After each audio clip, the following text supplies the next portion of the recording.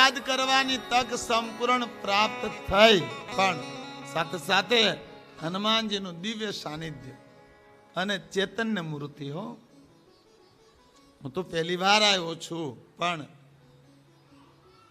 જેમ ઝવેરી કોઈ હીરાને જોવે ને કહી દે કે આની એટલી કિંમત હોય, એમ મંદિરો દેવસ્થાનો એ અમારા પ્રાણ હારે જોડેલા હોય. અમે મંદિરના સ્થાનમાં પગ મૂકીને કહી દઈએ કે આટલે સુધી આ પ્રતિષ્ઠિત છે, આનો આટલો પાવર છે. એમ જાગ્રત અવસ્થામાં સંપૂર્ણ રાતે સમરો રાતે ને રાત્રે હાજર થાય એવો કોઈ હનુમાન અહીં બેઠો હોય તો અમારું રંગીલા હનુમાનજી મહારાજ. જે મારા વડલાવાળાને કદાચ દુનિયાને કોઈ પણ છેડે વૈયા જાઓ, વિદેશની ભૂમિમાં તે આફ્રિકામાં જેને યાદ કરો તો ત્યાં પણ તમારા માટે હાજરા હાજર હોય. એમ અહીંની જેટલી ભૂમિકામાં લોકો હશે એને ખબર હશે, હાજરા હાજર વાતો આપણે કરે એવી કોઈ પ્રતિષ્ઠિત મૂર્તિ હોય તો એ રંગીલા હનુમાનજી મહારાજ. આ પૂરા એરિયામાં એમનું પ્રતિબિંબ પડે છે, એમની ઉર્જા, એમનું જે મહાશક્તિ છે આસપાસના પૂરા ઇલાકામાં એ સમરે હાજર છે. બહુ, અને મને ખુશી થઈ, કારણ કે હું તો અહીં ક્યારે આવ્યો નથી, પણ કે આ કથા કરવાની તક શ્રાવણ માસમાં રામજી મંદિર, નવગ્રહ મંદિર, તેમજ ભગવાન શિવજીનું મંદિર અને ખાસ કરીને શિવાંશ હનુમંત મહારાજ હનુમાનજીના મંદિરની આજે આપણે એના સાનિધ્યમાં શિવ કથાનો પ્રારંભ કરવા જઈ રહ્યા, સંકલ્પ કરવા જઈ રહ્યા છે. ઓમ ત્રયંબકમ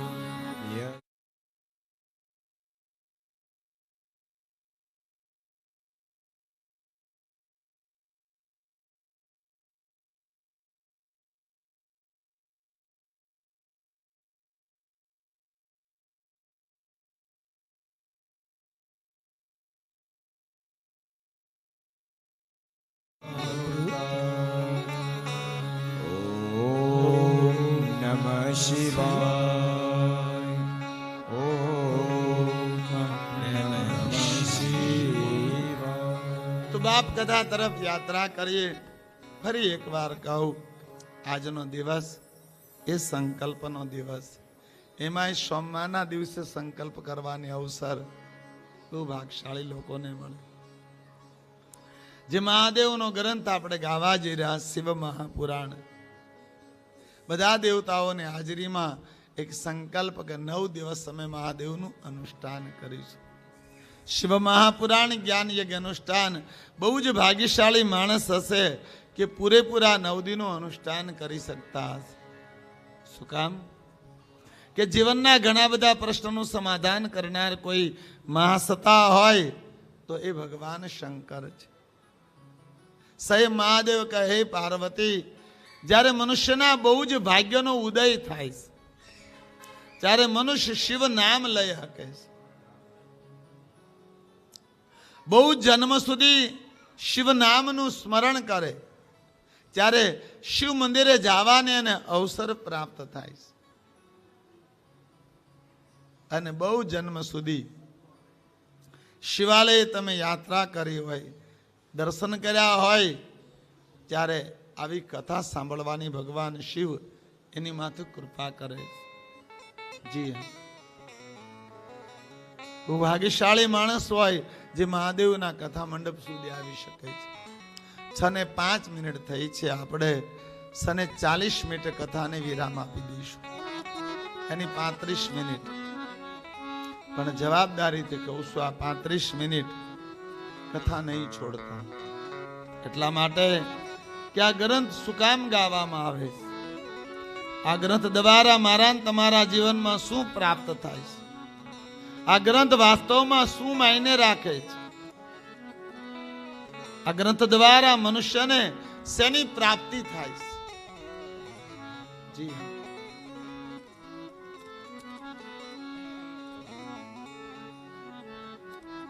શિવ મહાપુરાણ જ્ઞાન યજ્ઞ.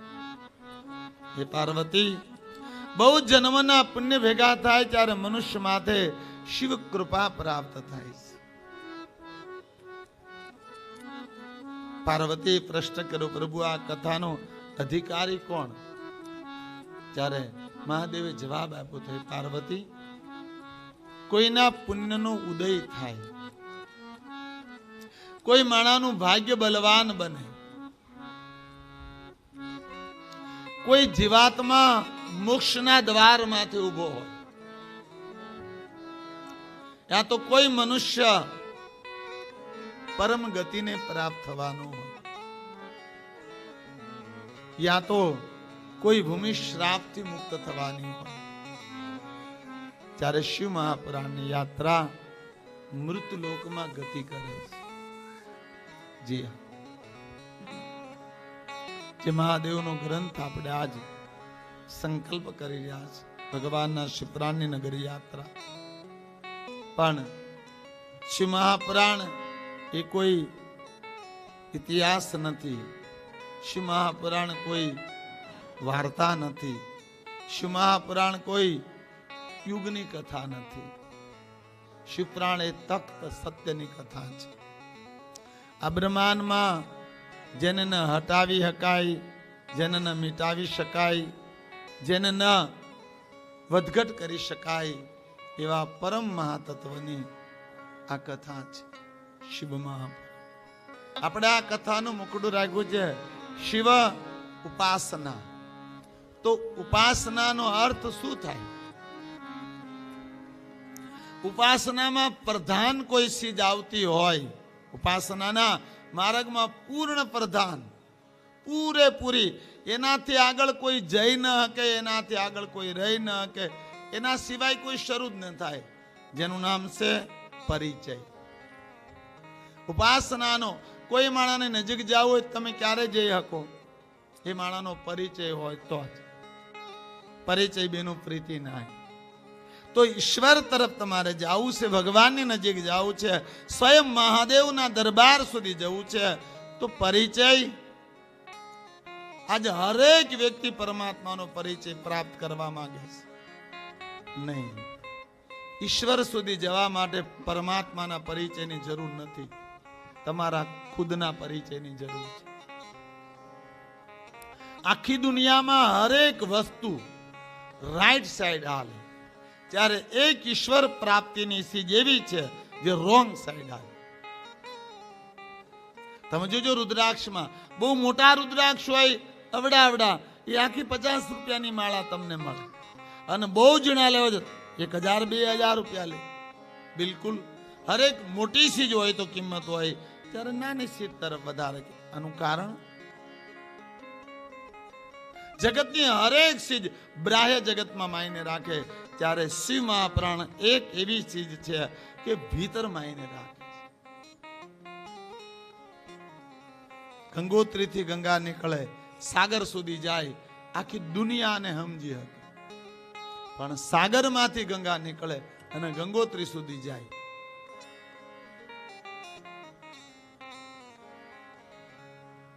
શિવ મહાપુરાણ સાગરમાંથી ગંગા લઈને ગંગોત્રી સુધી જવાની કથા છે, જે વાસ્તવમાં મારા ને તમારા માટે બહુ અઘરી છે. શિવ મહાપુરાણ હરેક વ્યક્તિ પરમાત્માને પ્રાપ્ત કરવા માટે યાત્રા કરે છે, જ્યારે શિવ મહાપુરાણ પરમાત્માને પ્રાપ્ત કરવાની વાત નથી કરતો, સ્વયંને પ્રાપ્ત કરવાની વાત કરે છે. જીવ એ જ શિવ, યાની તમે જ ઈશ્વર છો. હરેક યાત્રામાં 12 ગતિ કરવી પડે છે, ત્યારે શિવ મહાપુરાણ એક એવી યાત્રા છે કે ભીતર ગતિ કરવી પડે છે, સ્વયંની અંદર જવું પડે છે. શિવ મહાપુરાણમાં પ્રથમ પરિચય, ઉપાસનાનો પહેલો કોઈ માર્ગ હોય તો શ્રવણમ. કોઈ વ્યક્તિ, કોઈ વસ્તુ, કોઈ યંત્ર, કોઈ મંત્ર, એને બરાબર જાણવું. ઉપદેશ નહીં, બોધ. શિવ મહાપુરાણ બોધની કથા છે, ઉપદેશ નહીં. ઉપદેશની હોત ને તો યુગ સાથે બદલાઈ જાય. હા, પણ શિવપુરાણ યુગ સાથે નથી બદલાણી. કૃષ્ણ પણ એ જ માર્ગે આલ્યા જે માર્ગે રામ આલ્યા, રામ જે માર્ગે આલ્યા એ માર્ગે મહાવીર સુબુદ્ધ આલ્યા, એ જ માર્ગે વેદો આલ્યા, એ જ માર્ગે દરેક અવતારો હાલ્યા. આનો અર્થ માર્ગ એનો હતો, ચારે ચાર યુગમાં કોઈ શિવપ્રાણ બદલાયું નથી. રામા અવતારની કથા અને ત્રેતા યુગની કથા કોઈ દી મેચ ન થાય. પણ શિવ મહાપુરાણ એવી એક યાત્રા છે કે પૂરા અસ્તિત્વની હારે મેસ થાય છે. પૂરા અસ્તિત્વનું જેનાથી સર્જન થાય અને જેમાં અસ્તિત્વ લય થાય. શિવ મહાપુરાણ એટલે સ્વયંની યાત્રા. ઉપાસનાનો અર્થ થાય પહેલો પરિચય. તો જે ગ્રંથ તમે ગાવા જઈ રહ્યા એ શું છે? આખિર આ ગ્રંથના અનુષ્ઠાન દ્વારા, આ ગ્રંથની સાધના દ્વારા મનુષ્યને શું મળે છે? 3 પ્રકારનો પરિચય છે: સંચિત પરિચય, પૂર્ણ પરિચય અને પૂર્ણ પ્રાપ્ત પરિચય. જેમાં એક શ્લોકમાં સંચિત પરિચય, પછી પૂર્ણ પરિચય શિવપ્રાણ મહિમા, અને પછી આખા ગ્રંથની યાત્રા. આદિનારાયણ ભગવાનને જ્યારે મહાદેવે કીધું, દેવી શિવ મહાપુરાણ આખું ને એક શ્લોક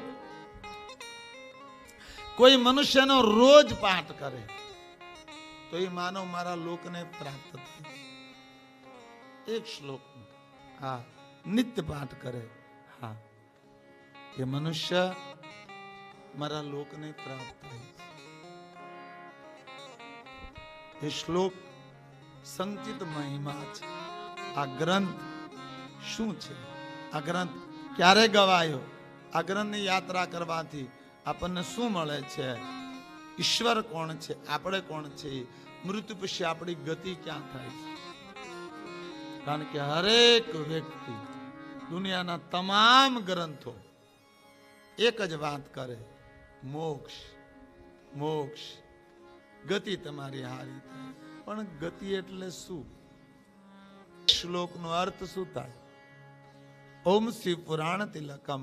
18 પુરાણનો કોઈ પ્રાણ હોય તો એ ભગવાન શિવ છે.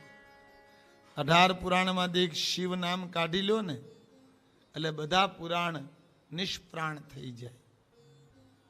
પૂરા બ્રહ્માંડમાંથી એક શિવ નામ હટાવો, આખું બ્રહ્માંડ જળ છે. પૂરા બ્રહ્માંડની કોઈ ધડકન હોય, પૂરા બ્રહ્માંડની કોઈ વિદ્યુત હોય તો એ ભગવાન શિવ છે. ઓમ શિવ પુરાણ તિલકમ ખલુ સત્ય પુરાણમ. આ ગ્રંથની યાત્રાથી શું મળે? બોલે સત્યની પ્રાપ્તિ થાય. ખલુ સત્ય પુરાણમ. તો સત્ય એટલે આ બ્રહ્માંડમાં સાર્વભૌમ, તમામને તખ્ત ઈશ્વરનું રૂપ કોઈ લાગતું હોય તો એક સત્ય છે. આજ બધા કે ઈશ્વર સત્ય છે. હું એમ કહું, ઈશ્વર સત્ય હોય તો આપણે બધા અસત્ય છીએ. જો ઈશ્વર સત્ય હોય તો આપણે બધા અસત્ય થયા ને. શિવ મહાપુરાણ એનાથી 1000 ડગલા આગળ નીકળી જાય છે. શિવપુરાણ કહે સત્ય એ ઈશ્વર છે. સત્યમ શિવમ સુંદરમ. તમે સત્ય હો તો તમે પણ ઈશ્વર છો. રામ સત્ય હતા એને ભગવાન કીધા, કૃષ્ણ સત્ય હતા એટલે આપણે ઈશ્વર કીધા. આ બ્રહ્માંડમાં કોઈ પણ માણસ પૂર્ણ સત્યને પ્રાપ્ત કરી લે એને ઈશ્વર કહેવામાં આવે છે. યાની ઈશ્વર કોઈ નથી. જ્યાં સત્ય હોય ત્યાં પરમાત્મા છે. ખલુ સત્ય પુરાણમ. આ બ્રહ્માંડમાં કોઈ તખ્ત ઈશ્વર કોઈ હોય તો એક છે, જેનું નામ છે શિવ. ખલુ સત્ય પુરાણમ. પૂરા બ્રહ્માંડનો કોઈ પરમાત્મા હોય તો સત્ય છે. એટલા માટે સત્યમ શિવમ. ભગવાને કીધું જ્યાં સત્ય હોય ત્યાં હું સ્વયં ઈશ્વર વાસ કરું છું. પછી મંદિરમાં હોય, ગુરુદ્વારામાં હોય, મસ્જિદમાં હોય, કોઈના ઘરમાં હોય, કોઈ પણ જગ્યાએ સત્ય હોય તો મારો ત્યાં વાસ છે.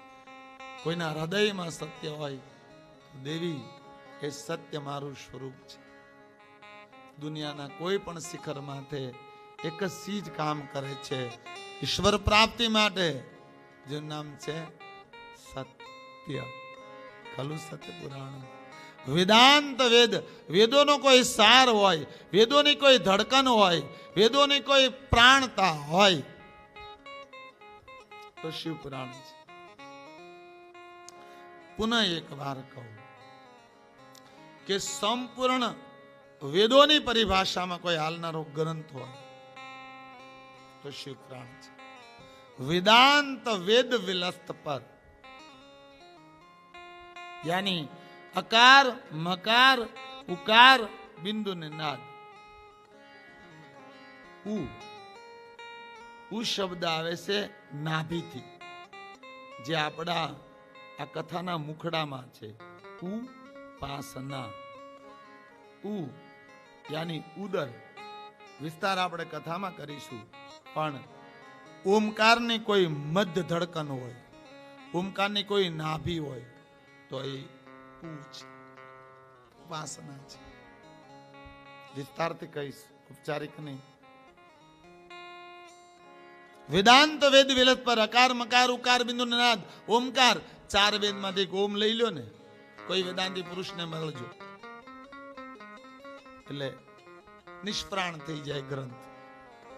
વેદની કોઈ ધડકન હોય તો ઓમ છે.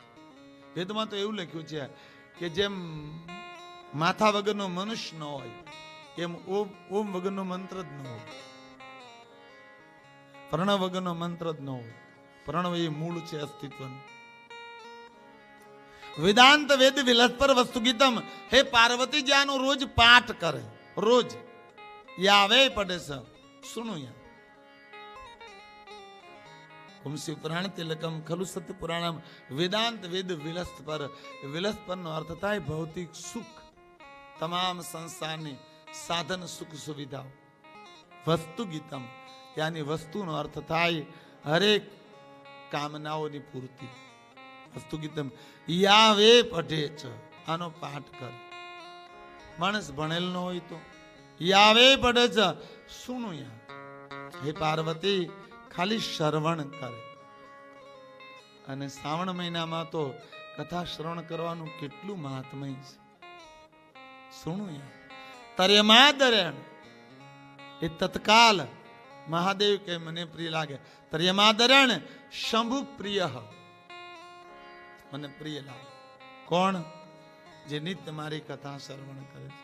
શંભુ પ્રિય લભે તમ. હું મારા હૃદય આરસ આપી દઉં. લભે તમ પરમામ ગતિવે. પરમામ ગતિવે નો અર્થ શું થાય?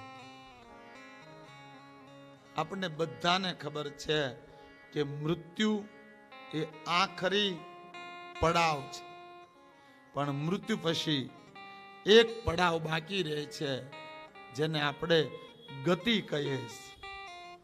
જેમાં 3 ગતિ આખી દુનિયા કે ગતિ, સદગતિ અને અધોગતિ. સદગતિ યાની સ્વર્ગ. અરે ગ્રંથ પૂજા પાઠ બધા સદગતિ સદગતિ સદગતિ. સદગતિ એટલે સ્વર્ગ, પુણ્ય ભોગવવાનું સ્થાન. ગતિ એટલે મૃત્યુલોક, પુનઃ જન્મ. માનવ દેહ થી માનવ દેહ અવધિ પૂરી થયા બાદ. અધોગતિ એટલે નરક, યા તો 84 લાખ આગડા કૂતરા મીંદડા વનસ્પતિઓ પૂરી 84 નો ફેરો. તો શિવ મહાપુરાણ એ 3 થી 12 જાય. ધ્યાન આપશો બરાબર. યાવે પઢે સુનુયા ત્રેમાદણ શંભપ્રિય લભે તમ પરમામ ગતિવે. અહીંયા ગતિ નથી શબ્દ આપ્યો, સદગતિ નથી આપ્યો, પરમામ ગતિવે. પરમામ ગતિવે નો અર્થ શું થાય? 3 ગતિને તો આપણે બધા સમજીએ છીએ, બધે લખેલું છે. રજોગુણ સત્વગુણ ને તમોગુણ. સત્વગુણ સદગતિ, રજોગુણ મૃત્યુલોક, તમોગુણ પાપ નરક. પણ શિવ મહાપુરાણ એ 3 ગતિથી પાર નીકળી જાય. સ્વર્ગ સારી વાત છે, પણ સ્વર્ગમાં જવાની બહુ અપેક્ષા નહીં કરતા. શું કામ? કે સ્વર્ગમાં જન્મ મૃત્યુનો ફેરો તૂટતો નથી. પુણ્ય ખર્ચાઈ જાય એટલે પાછું ધરતી માથે જન્મ લેવો પડે. યુગો યુગો સુધી ધરતી માથે આવવું પડે. પુણ્ય ખર્ચવાની યોની છે. મૃત્યુલોક કર્મ ખર્ચવાની, પાપ નરક ભોગવવાની. નરકય તમને કાયમ ન રાખે અને સ્વર્ગય તમને કાયમ ન રાખે. મૃત્યુલોક તો રાખતું જ નથી. એ તો આપણને બધાને ખબર છે કે અહીં જેટલા આવ્યા એટલા બધા વૈયા ગયા છે. ભલે સ્વેચ્છાએ દેહ છોડે ગમે એ રીતે, પણ આ શરીર છોડીને મારે ને તમારે બધાની વિદાય લેવી પડે છે. એ પાકી વાત છે. યુગોથી હાલ્યો આવે ચકરડું. તો ત્રણેય જગ્યાએ જન્મ અને મૃત્યુનો ફેરો મટતો નથી.